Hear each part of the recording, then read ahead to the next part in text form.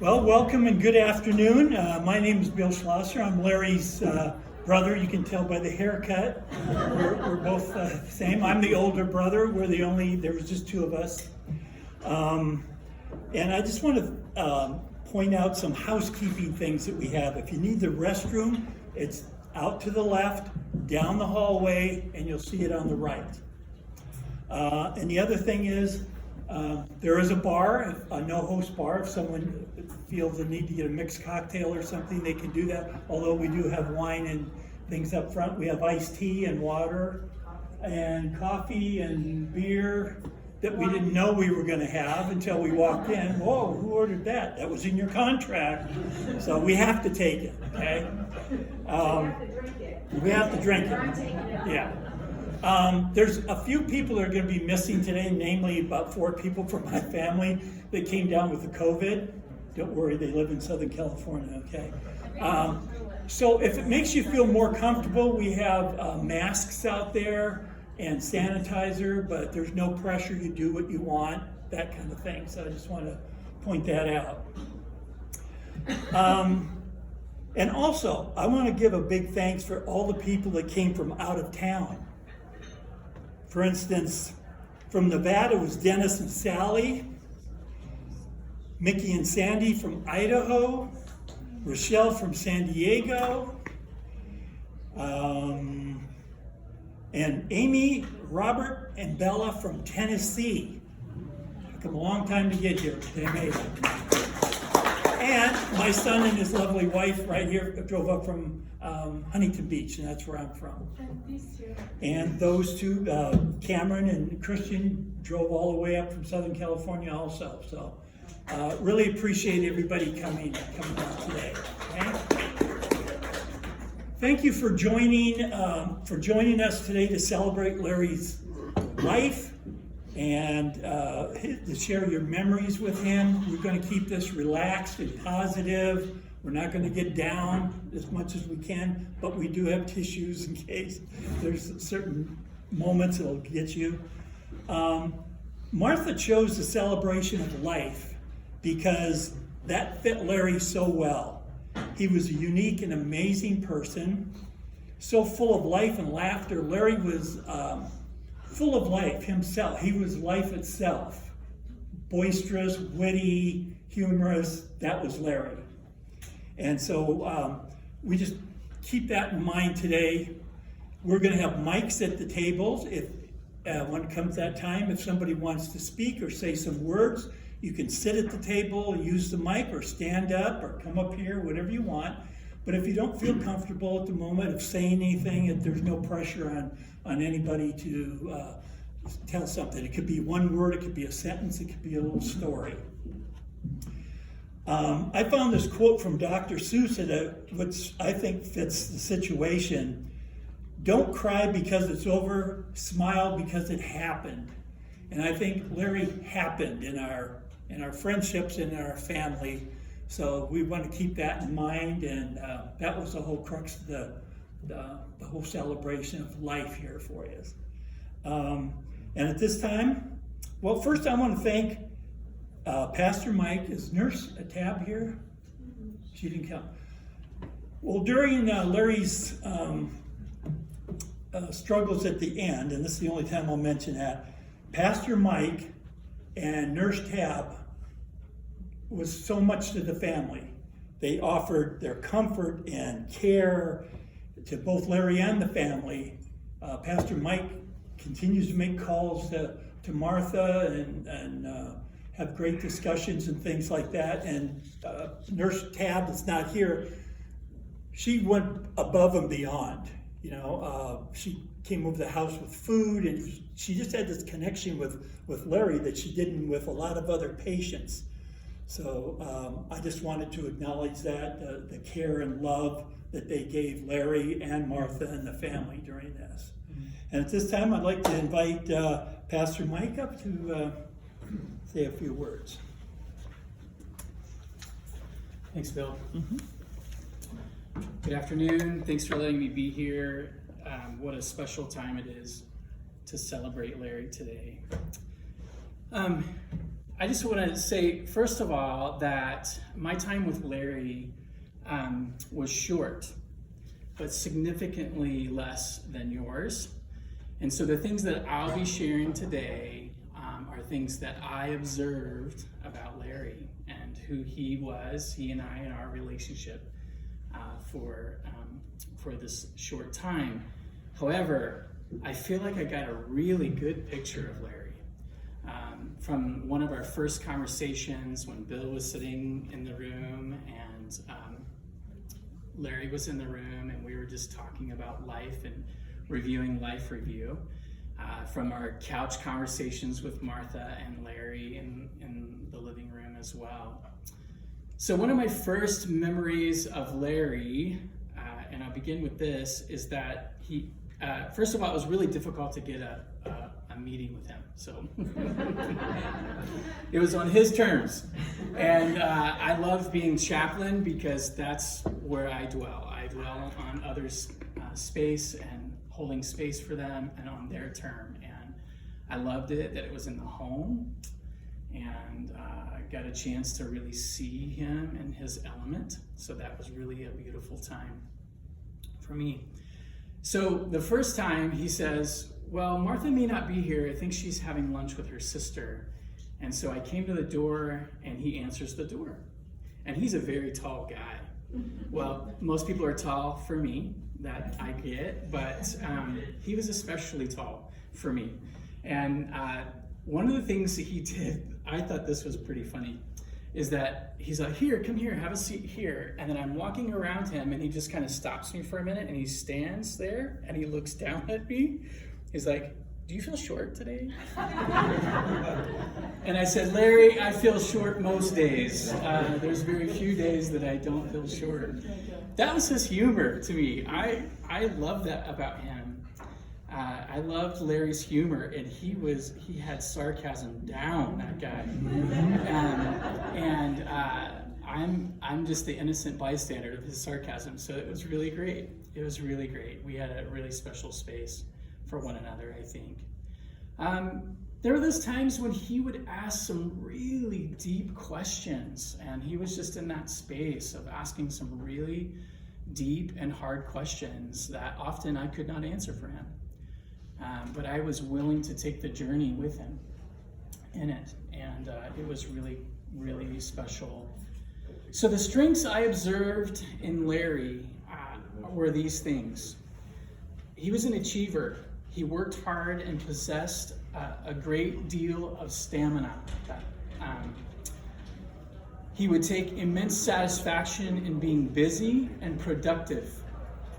And one of the things that I remember with Larry is that he would say for Martha, man, I hope that we can change the air filters in the house, right?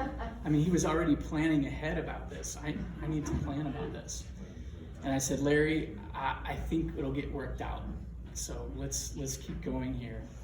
Another one is that he had immense focus, a place of direction, a follow through, and make the corrections that were necessary to stay on track. Larry just kind of had that about him, even in the midst of him sitting there with me and we're having conversation, and over the time you could see the digression in his health, but he was always adamant about something and focused on something, and had his mind about him, and that he would prioritize and then act on that prioritization. So it was really great. So the questions, you could probably imagine the questions I got when I would come in the door, because he had been thinking about them for a week or so until the next meeting, right, or the next visit.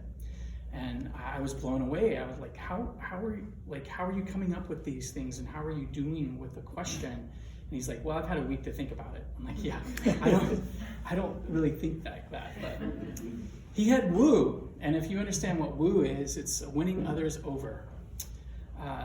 He loved the challenge of meeting new people and winning them over.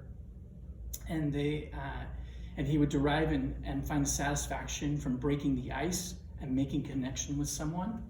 And in other words, he was a friend to everyone. And that's how I felt. And that's how Tabby felt, RN, right? Tab. And she couldn't be here today because she's out of town, but she found a connection with Larry because Larry connected with her. That's how this happens, right? As well as he did with me too. And finally, he was a competitor. I saw that as soon as I walked in, and there's not a lot of pictures like for his competition, but I kind of figured from his demeanor and how he would approach me and how the things that he said. I'm like, you played sports, didn't you? He's like, yeah. And he wouldn't talk much about that. And that's okay. But I could tell, but he was a competitor. He measured his progress against the performance of others. He strived to win first place, and he reveled in contests. In other words, he was a fighter, and is a fighter. Yeah. I really enjoyed our conversations for sure. So where does this lead us today? Well, this leads us to this space that Larry and I had a chance to talk about over time. And it was about what happens after this space. Where is the next space? And I share this only because Larry and I talked about this. Larry and I discussed things. And there is Tab right there. Hi, Tabby. I thought you were out. This is Nurse Tabby. Yes.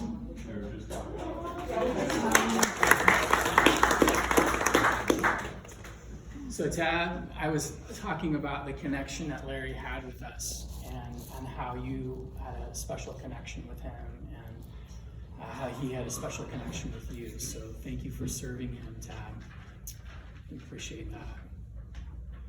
So what I'm about to share really has to do with his spiritual context and where he and I took this journey together. So John 14 states, "Do not let your hearts be troubled.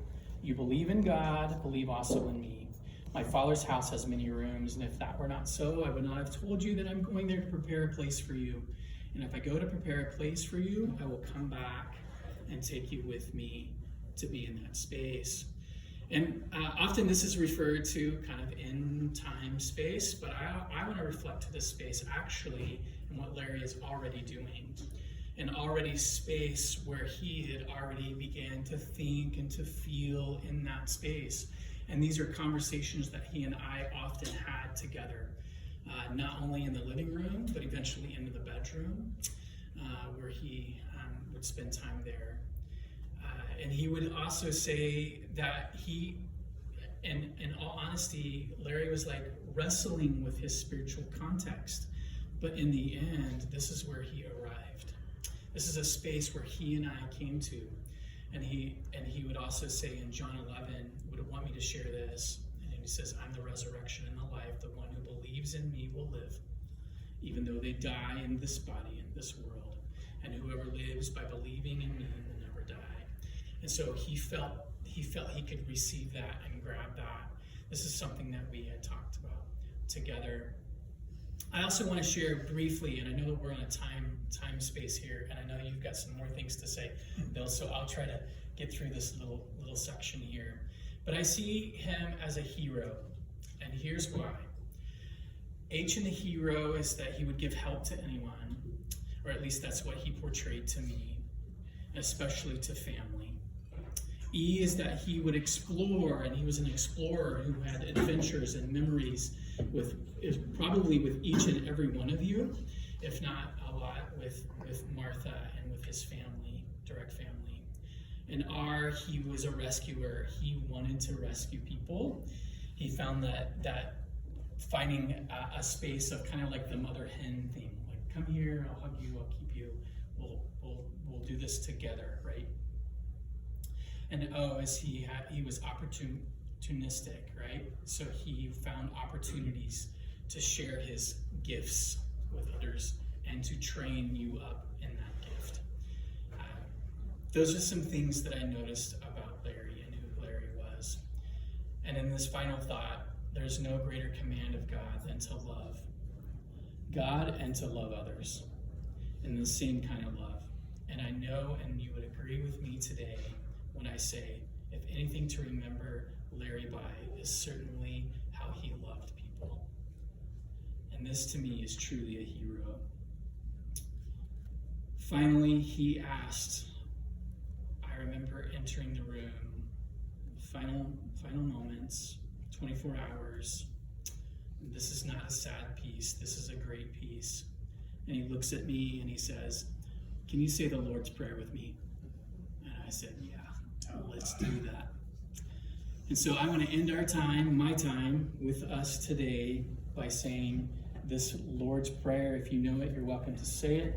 But I'd like to just pray it because that's what Larry requested in my last space. And our conversation ended after this. This was it. This was it for he and I. Our Father, who art in heaven, hallowed be thy name. Thy kingdom come, thy will be done, on earth as it is in heaven. Give us this day our daily bread, and forgive us our trespasses, as we forgive those who trespass against us. And lead us not into temptation, but deliver us from evil. For thine is the kingdom, and the power, and the glory forever. Amen. Thank you, Mike. Thank you, that was great.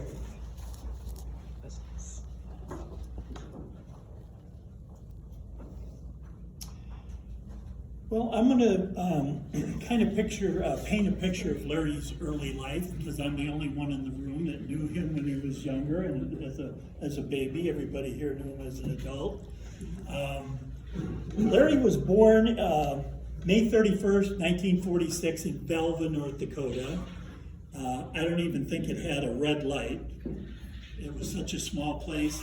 My mom had to go 30 miles to a hospital to even deliver him. Legend has it that Larry was the only baby in that hospital to be born with a baseball mitt on one hand and a golf club on the other hand.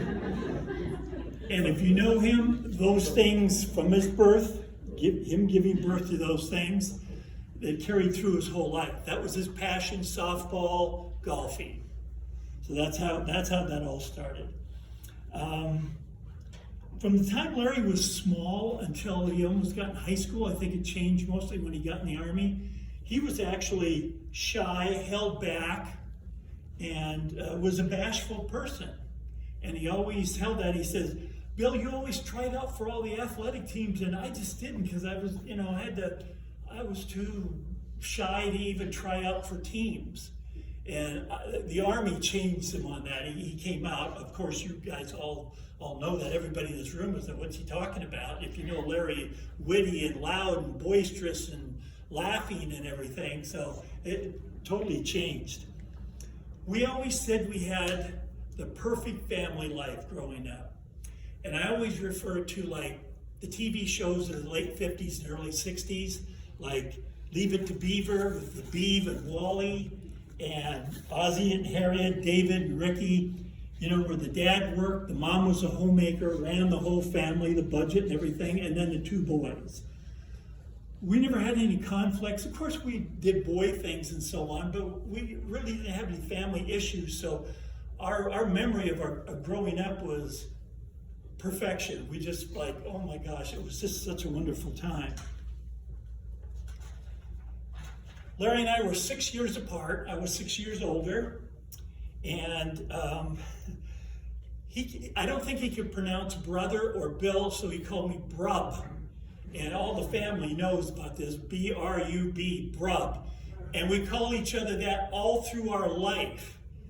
In fact, it wasn't that long ago, a couple months ago, I was having a conversation on the phone with him, and I was going on, and I said, "Larry," and he said, "Whoa, wait a minute, what, are you mad at me?" I said, "What are you talking about?" I said, "You called me Larry. I'm Brub." And it was just a slip of the tongue. In our youth, it did have its sets of problems. Think of me as 12 years old in the 7th grade, and him 6 years old in the 1st grade, wanting to tag along with the friends and so on. It wasn't a huge issue, but there was an age difference there. Other than that, we were thick as thieves. We moved around a lot as a family, so we just had us two together all the time.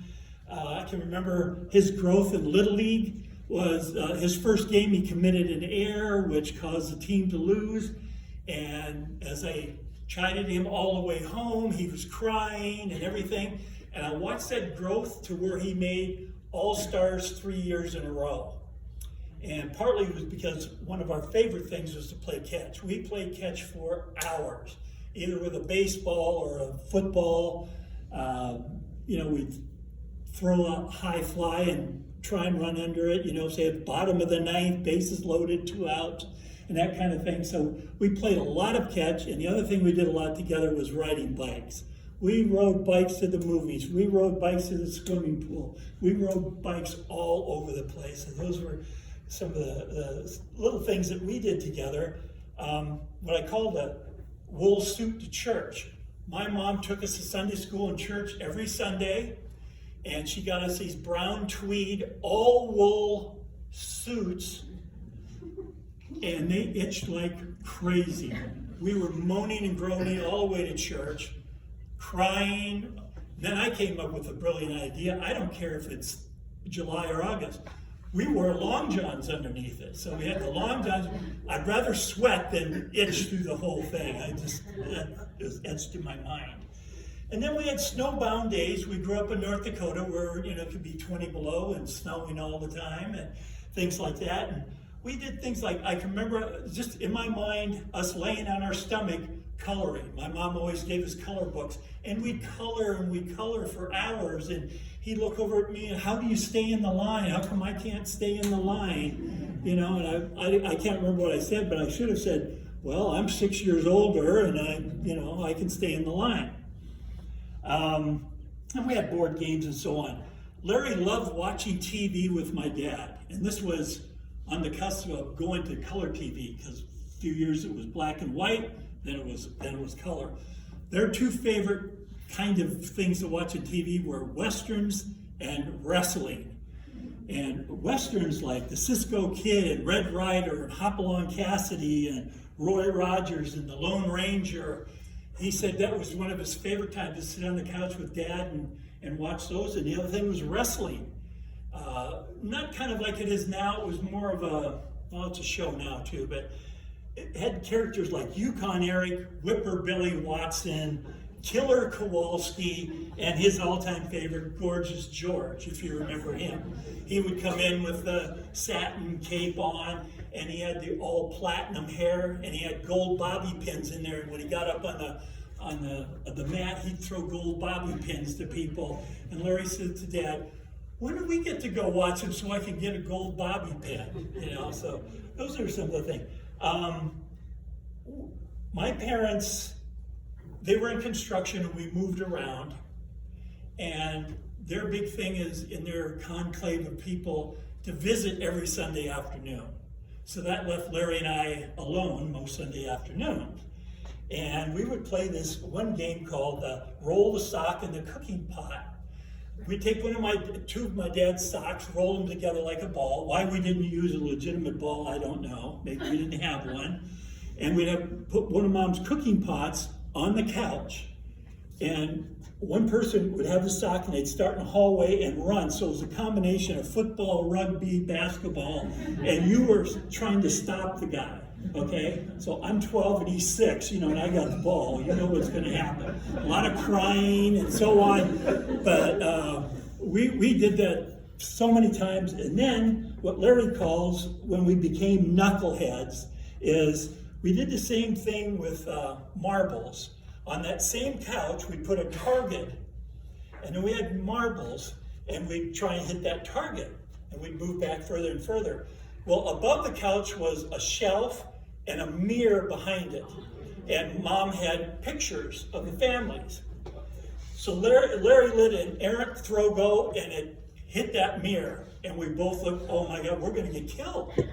And it wasn't the kind that made a big crack and broke the whole mirror. It was like when a rock hits your windshield or a bullet hole, just a spider thing in and out like that. He said, I know, I'll fix it. I'm going to move one of the pictures over in front of that, and nobody will know. I said, okay, that's a great idea, Rob. Well, of course, that was a Sunday, and Mom cleaned on a Monday, and she found out, and you know what hit the fan. So that was, Larry said, I think that's the first time we became knuckleheads by throwing marbles in the house. And like I said, we moved around a lot, especially the high school years. I really felt sorry for them. Like grades 1 through 3, the town he was born in, Velva. We moved to Velva, Riverdale, back to Velva, to Minot, where he was in the hospital, born in the hospital, and back to Riverdale. So that's like 1, 2, 3, 4, 5 moves in the 3 years. And then we moved to, my dad got transferred to upstate New York in Messina, right along the Canadian border. They were putting locks in so freighters could come down St. Lawrence River into the Great Lakes and so on. So we were there for 3 years. I lucked out. It was my sophomore, junior, and senior year, so I got to spend 3 consecutive years in high school. And he was in middle school. And then when I went to college, they were transferred to Niagara Falls, and he spent middle school and let's see, Niagara Falls. That would be his freshman year. Although they were in the same town, he went to 2 different high schools. He went with his middle school friends. He went to this one high school, Wheatland. Then my parents moved, still within the same city, but a different school district. So in the middle of his high school year, he had to move, and all his buds were there and everything. So that was really tough. And then the second to last move, my dad got transferred to Rapid City, South Dakota, where the Minuteman program was. And he got to spend his sophomore and junior year there in Rapid City. And Martha and I were talking about this the other day. Again, it's one of our favorite stories where Martha was just laughing so hard, tears were coming down. He was on the wrestling team. Finally, he went out for a team. And we were up there, Dark Horse, talking to him. Well, what was the nickname of the team, you know? And he said, the Cobblers. And we said, Cobblers, like the little guy fixing shoes and stuff? He said, I don't know, we were the Cobblers. Oh my God, Martha and I just harangued him. He actually got embarrassed. Martha goes on the internet and finds out it was named after a coach. His last name was Cobbler. It wasn't the shoemaker, it was Cobbler. But we really liked their little logo. She said, oh yeah, you know what their logo was? Once a cobbler, always a cobbler. So Martha gets online, goes to their bookstore, orders them a hat and a t-shirt that said Cobbler on it. I think you'll see that on the video at the end with the Cobbler. And you had to be there. We were just rolling for the longest time, and he's trying to spit out the defense of the name and everything, so we were having a good time. Okay, that was his sophomore and junior year. He got to be in the same place 2 years. And then my dad got the job right here in Northern California, and he was out here getting a house. And so that left my brother and my mom to move from Rapid City over the Rockies, over the Sierras, with an old Oldsmobile pulling a U-Haul trailer, and he was 16 years old driving that. And he said it was the scariest time he ever had in his life. He said he'd see some coming down a mountain, he'd see the horizon like that, and he'd gun it and have it to the floor, hoping, he said, one time I just made it to the top, I had the car to the floor, and then we went down again. And he said that was really stressful and scary for a 16-year-old and his mom to be pulling a trailer. You know, what the heck was my dad thinking? But he was out here trying to find us a place and so on. And then he came to North Highlands High School with that's high school number 4, and he graduated. Okay, I always felt sorry for him because high school you make these friends, you have teams you sign up for, clubs, the prom, everything, and he missed most of that because he was a new kid in school all the time. And then after that, he attended American River College, and he studied law enforcement. And then he was drafted in the Army. And I wasn't there, but it was a very sad thing. My mom and dad had to take him. Their only son living at home had to take him to the bus depot or a train depot to send him off to boot camp. That was, there was a lot of tears shed there. So he was in the Army, and he became an MP, military police. I think because maybe his background, he had a couple years study of law enforcement, and his size. So he was an MP, went through all that training and stuff to be a military policeman. And for us and our whole family at the time, it was very scary because he sent me a letter and said that they're going to pick, I think it was a company. Every other company, one company went to Vietnam, one company went to Germany where we had some, military bases. And of course, Vietnam, it was the first war fought on the 6 o'clock news. You saw all these all this ugly stuff happening, and you think, oh my gosh, my baby brother is going to go to Vietnam. And then he called me and he says, my company's going to Germany. And I said, oh my gosh, it was so awesome.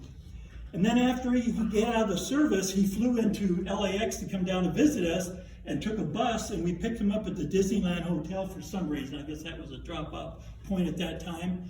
And I'm looking, and I don't see him, and the bus gets empty, and I turn to my wife and said, where's Larry? Did we miss him? He taps me on the shoulder. Now, before he went, he was this tall to me, and when I turned around, he was this tall to me. So I didn't even recognize, he got off the bus and actually walked by me. You know, that's how much he grew. And then he bought this Plymouth Roadrunner, which is like the muscle car. He had the stick shift on the floor, had a little emblem of the Roadrunner down by the fender. And he'd come down and take my kids to Dodger games and to the beach and to ice cream and shopping and everything. And they were always, oh my gosh, Uncle Larry's coming, Uncle Larry's coming. They just loved the guy, and he loved the kids and took them every place. And then after that, he started his career at the post office. He started clerking, and over the years worked himself up, and he wanted to get into HR. Well, Martha was telling me this funny little tidbit. Well, to be in HR, you had to type, because you had to type all the form, and he didn't have any idea. So I took my mom's little portable typewriter and practiced day and night and day and night. You got to a point where I think to pass the test, you had to type 47 words a minute without an error. And he got there, and he got in a position of HR, which was an awesome place for him to be, because he'd come out of his shell, and he'd be in front of people. He did training with new hires. There'd be a room full of people that new hires, and he'd have to instruct them and so on. I think he got his son, Sean, there, and I think Sean was falling asleep in the meeting, so Larry just walked over and kicked the chair like this, wake up. Sean was embarrassed, everybody else thought it was funny. And the other thing, his love for his family. Loved his wife, Martha, like you just couldn't believe, for 44 years. And his children, Tanya and Laura, Christy and Sean, and Taylor, his granddaughter, and Christian and Cameron, his grandsons. And of course, Sean's lovely wife, Ruthie, who he thought as a daughter. So we spoke, Larry and I probably talked on the phone 3 or 4 times a week and text daily. So we shared all this kind of stuff. And of course, his love for sports, you know, the Giants and the 49ers and the Kings. And I called him one day and I said, you ready for the big 49er game? He says, bro, I'm on the floor in a 3-point stance. I'm waiting for kickoff. But when they lost, he said, he took it so hard he couldn't sleep at night. He said, I really couldn't get a good night's sleep if they lost. That's how, and I'm a Southern California guy, and all the years of talking to him, texting and everything, I became a giant 49er and Kings fan. But one of his passions from the time he was born, I said, with the baseball mitt and the golf club, was playing softball, especially here at Sun City. I came up to visit him one time, opened up the closet, and there's about 4 or 5 uniforms. I said, what are all these uniforms doing? He said, oh, those are all the leagues I play in. He had a travel league, and he did this, and he did that. He just loved playing softball until he couldn't anymore. You know, he played it so hard to where they had somebody, he hit the ball and somebody would run for him. And then it just got so bad from there on. And golfing was a big passion of his. I thought was really nice.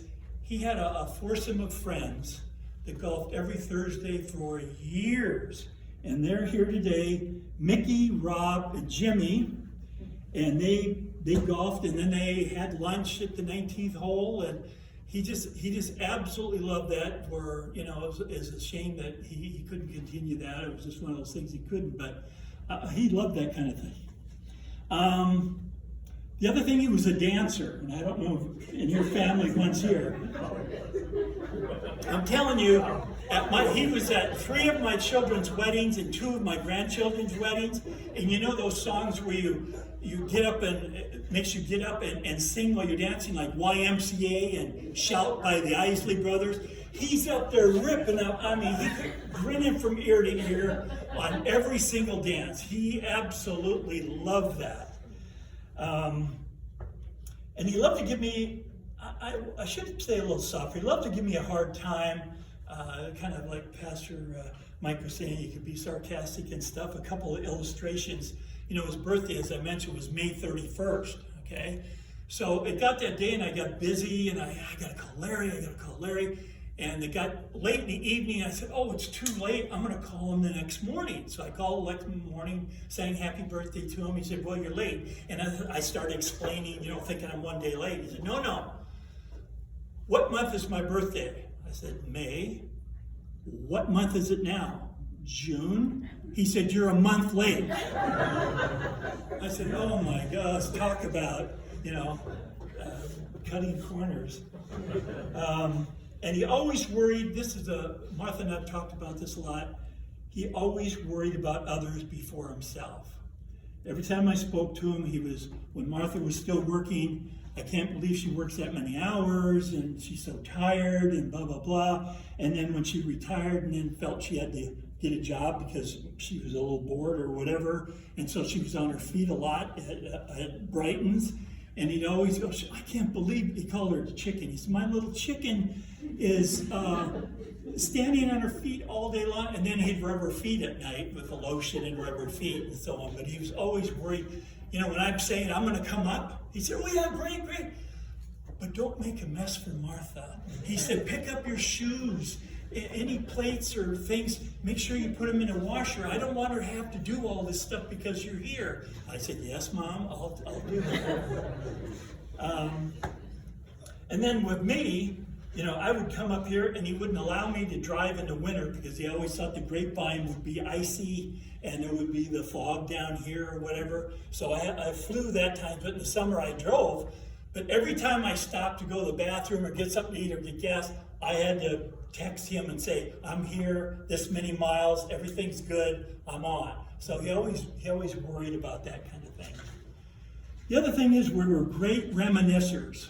I'd come up here, and especially when we couldn't do all these activities we used to do, we'd reminisce like crazy about our childhood, about our relatives. I wonder what Uncle Oscar's doing now, if he's alive, how about this?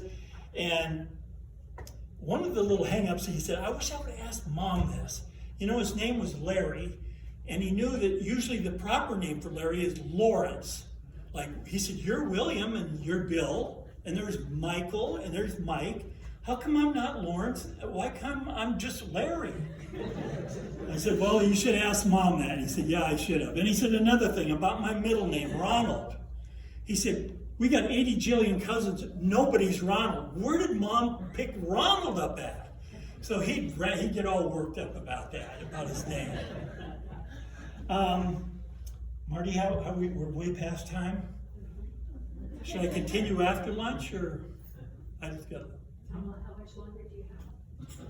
We'll have a couple hours. No. I brought a cane. Yeah. Okay. Well, I'll start off. I'll trim some of this down.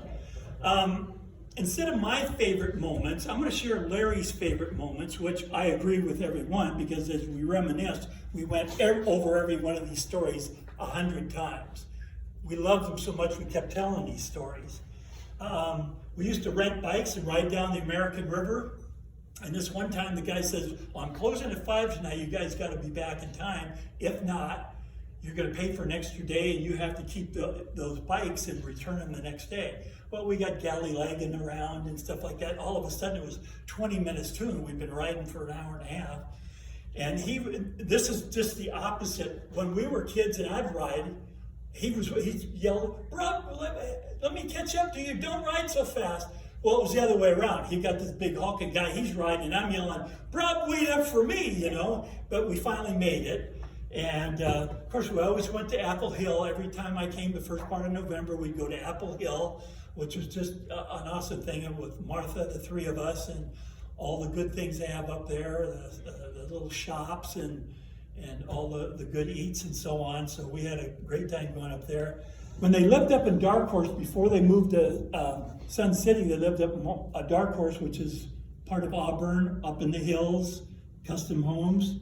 we played golf all the time. And one time on the third hole, the par 3, there was a bunch of geese around the hole, off to the apron, not on the green. And Larry hit the ball, and it landed on the green. I hit the ball, it bounced once, hit a goose in the head, and it keeled over. We hop in the cart, and he says, "You killed the goose, you killed the goose." And I'm thinking, I'm sick to my stomach because I probably killed a fly and an ant. That's the most I've ever done. And so he yelled, "What are we going to do? What are we going to do with the body? We're going to leave it laying there?" So as we got up and got off the cart, we were approaching it. It got up and waddled away. I had just knocked it out. But he roused me for 3 holes. You tried to kill a goose. I said, "Well, I'm not as good golfer as you are. You got on the green. I didn't get on the green." And then his favorite hole, the 14th hole, which I wasn't there, but the phone rang one day. I'm at work, and he's screaming, "Rob, I birdied the 14th hole." I said, "What? I birdied the 14th? I said, "No, you didn't." He said, "I have witnesses here." I said, "You don't have to tell your witnesses." The thing about the 14th hole, there was typically the sand traps are to the side. This was in the middle of the fairway. And then the green, there was like a tree in front of the green, a little brook over here. So it was very difficult. So he tried forever, and he finally birdied that hole, and he was just screaming to me on the phone, "I birdied," so happy. And then the other memories about golfing up there is when Martha was with us. The 3 of us would go out and have a great time. Martha even got a birdie on the 16th hole. Remember that? Yeah. And one of our favorite times is we'd go to that celebrity golf tournament up at Tahoe every summer. We got all, the Michael Jordans and all those famous people. And we'd go up there, and after the second time, we found the perfect spot. A clump of trees, and 6 holes either approached it or you teed off. So we could sit there and watch people approach the green, then tee off, a par 3 in front of us, a par 3 over here, 2 more holes over there. So and the restrooms were there, and the snack shack was there. And every year we took our lawn chairs and sat, and Larry looked at me and says, "We're living the good life, aren't we, Brub?" I said, "We certainly are." Instead of trailing everybody around, we let them all come to us. It was like a wheel. We were the hub and all the other golfers. So we did that for years until, with his condition, the thin air up there and so on. So we did that. And then another knucklehead thing is we went to the Golf Expo. Where was that, Martha? Hagen Oaks, is that called?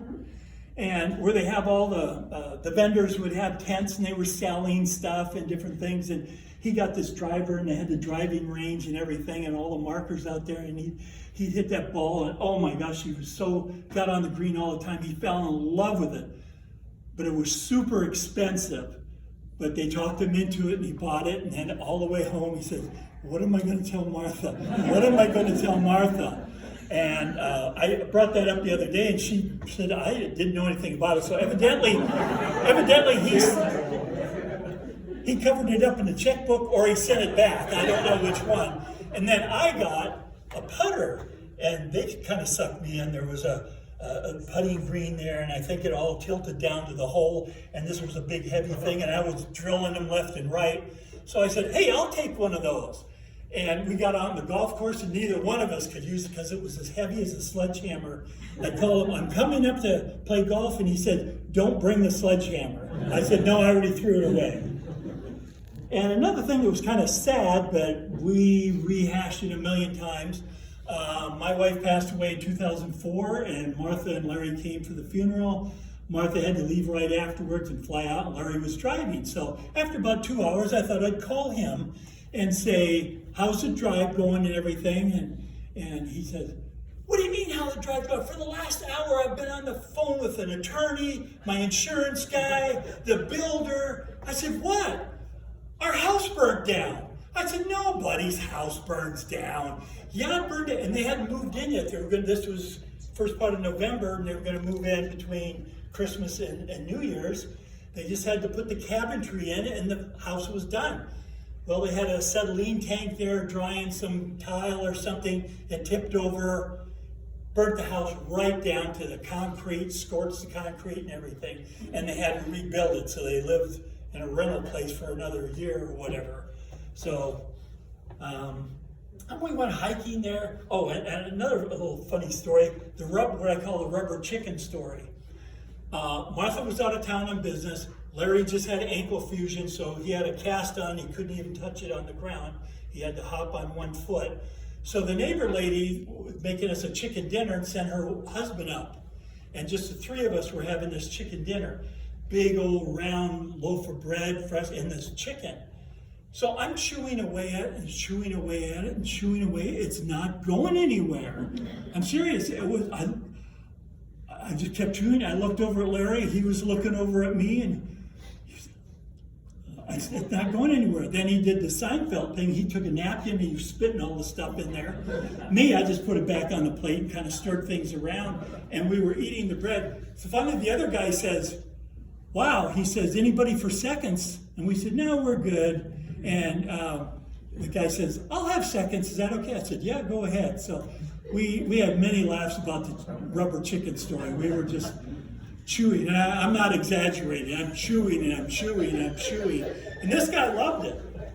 Okay, Martha's giving me the high sign.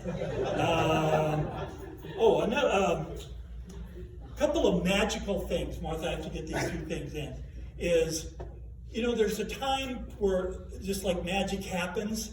We went to the Culinary Institute of America in the wine country, and it's a great big stone building where they train chefs and cooks and so on, and they have a restaurant there and a nice patio with the vines over it and everything, and they have a student there that's going through the training as your waiter. And we ordered hors d'oeuvres, and we shared them, and they were just wonderful, and the wine was outstanding. So what did we do? It was so great, we reordered everything again.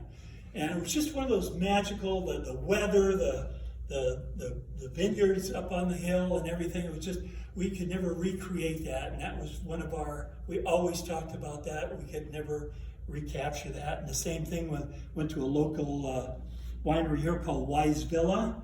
And we went there for a wine tasting, and we ended up getting the table. We ordered one of every hors d'oeuvre they had. In fact, they had to move another table to get it. So I have a picture of Larry sitting there. There must have been 15 hors d'oeuvres that the three of us were looking at, and a bottle of wine and all those hors d'oeuvres.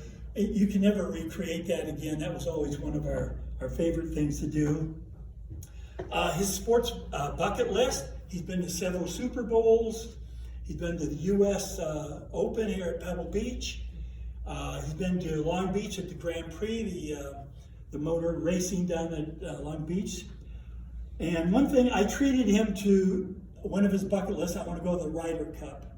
So I got this ad for it, about the tickets, and we went to the Ryder Cup. It was outside of Chicago. And for people that don't know about the Ryder Cup, golf is usually a single person's sport. They're going one-on-one kind of thing. Well, the Ryder Cup is you have America's team versus Europe's team. And it's like a football game with the cheering and everything. So we went to that for 3 days, and it was just wonderful. The last day we sat at the 9th hole. We were in the front row of the bleachers. And up comes Phil Mickelson and his foursome, and Phil was Larry's favorite golfer. He was a left-handed golfer. And when they were done, Phil is walking off the green, and other people are saying, hey, Phil, hey, Mickelson, and he wasn't paying attention. Larry stands up and said, hey, lefty. Phil stopped, thumbs up, hey, buddy, how you doing? And he gave me a high five. He couldn't have been happier that he got acknowledged by he knew his nickname, that. God, I have so much stuff here. I got it. My last line, okay, it's just a line. I just wanted to say to Larry,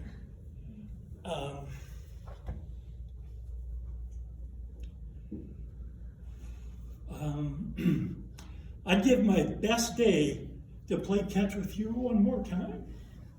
Thank you.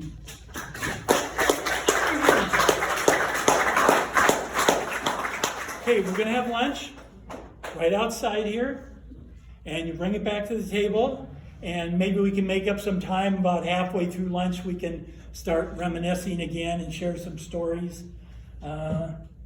Yeah. Oh, yeah, we have time. We have time. Thank you. Okay.